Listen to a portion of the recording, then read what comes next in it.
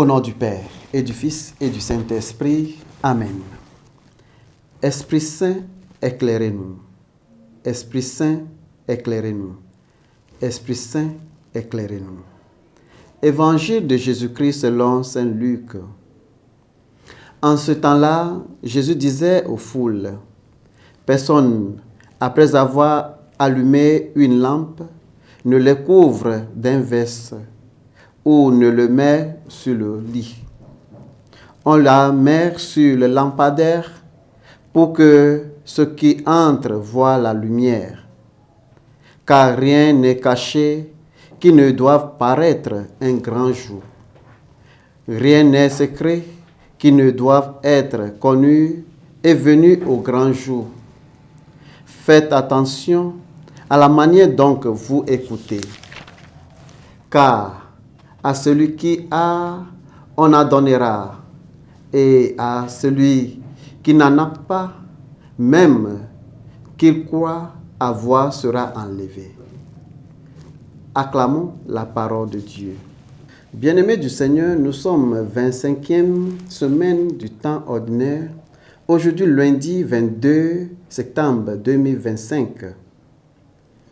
Jésus utilise l'image d'une lampe sur un support pour enseigner que la vérité de Dieu et le message de l'Évangile ne doivent pas être cachés, mais proclamés ouvertement, apportant la lumière au monde. Les croyants sont appelés à être des porteurs de lumière, permettant la vérité d'être vue et de transformer des vies plutôt que de les garder secrets. Ce passage souligne que ce qui est caché finira par être révélé. Et quand une attitude prudente et attentive envers la parole de Dieu entraînera une compréhension crue, tandis que cœur fermé perdra même qui semblable posséder.